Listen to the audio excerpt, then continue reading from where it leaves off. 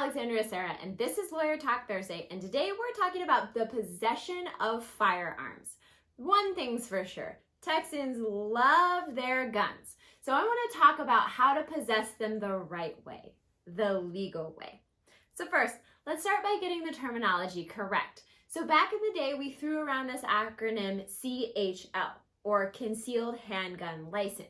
So that was really what it was called under the old school rules before Texas allowed open carry. Now the terminology is different. It is License to Carry, or LTC. So that's where we're at right now. If I use the term CHL, LTC, they all have the same rights. So don't get confused about that.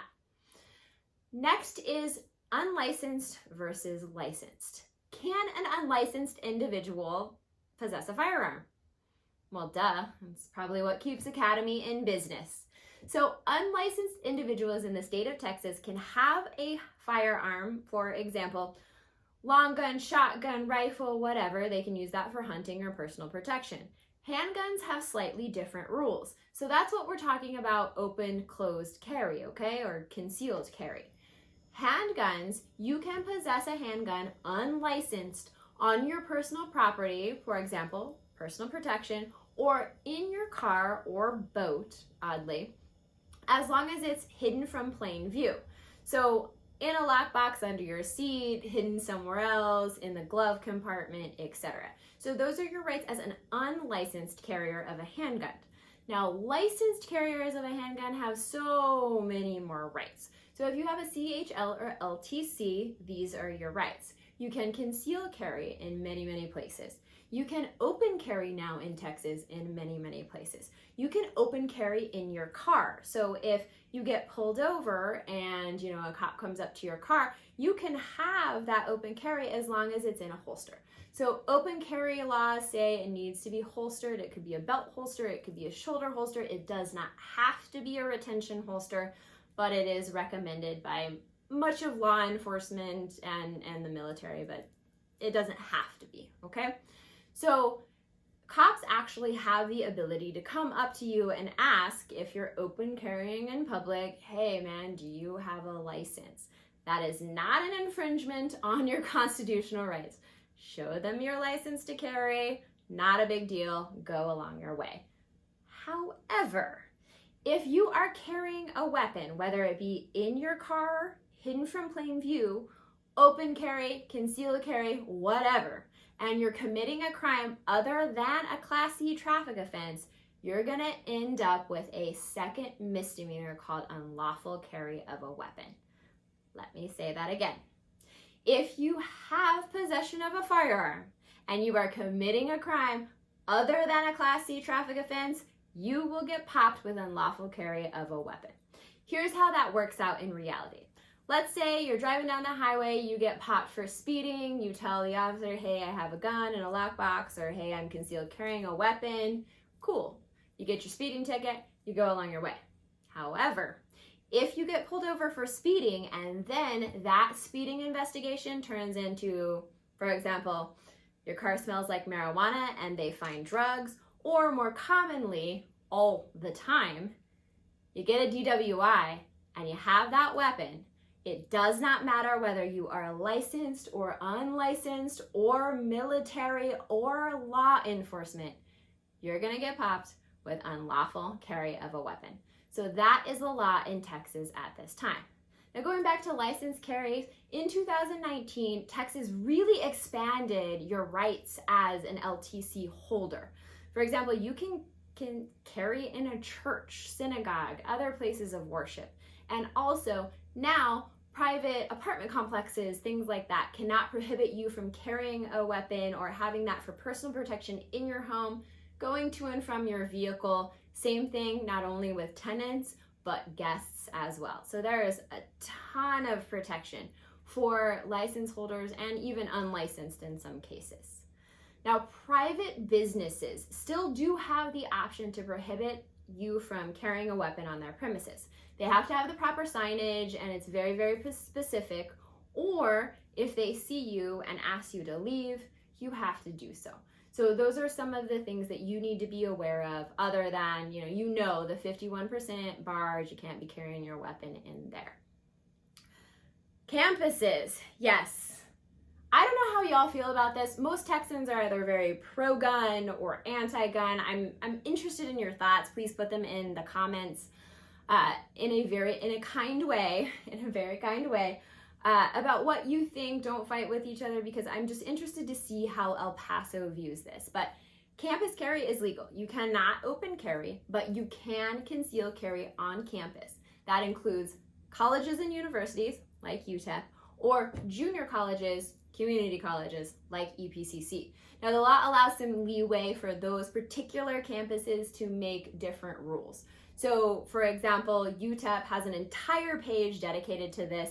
They have some exceptions on where you can't carry your firearm on campus, but in general, you can do it. So that's another thing that licensed to carry holders or LTC holders can do, is carry on campus. Now, the final thing that I want to talk about is the biggest points of confusion with the law on firearms. What happens if you've been in criminal trouble before, okay? Or really the intersection between state and federal law. Because something may be legal under state law that is most definitely illegal under federal law. So we're going to talk about medical marijuana cards, convictions, deferred, probation, and the military. We got a little more to go here, so keep listening. First is medical marijuana.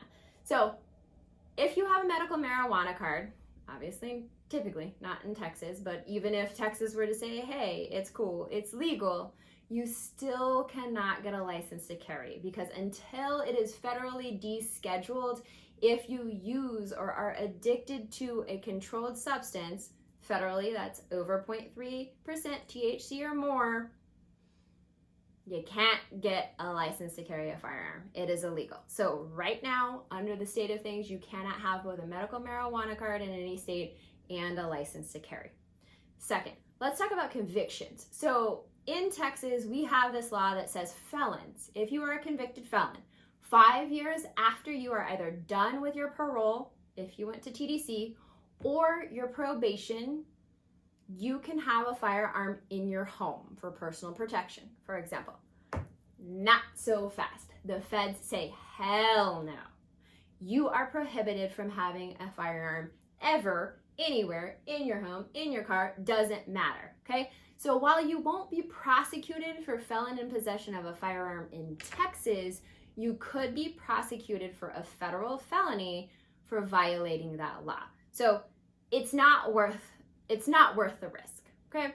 So same thing with domestic violence charges. So they expanded the law federally to really come down on these domestic violence charges. If you have been convicted of domestic violence, which is assault family violence in Texas, family violence finding, you are prohibited from having a firearm forever under federal law. And they took it one step further, because some attorneys get crafty and let's say they want to drop your charge to a disorderly conduct or a Class C assault or something else. The feds can look behind that judgment, even if there's no family violence finding, and see that there is an allegation of intimate partner violence and ban you for life from possessing a firearm. So just know that that is the law right now. Second, deferred adjudication. So deferred adjudication is exactly like it sounds. You plead guilty, you say, I'm responsible for this crime, but the judge sets aside that plea.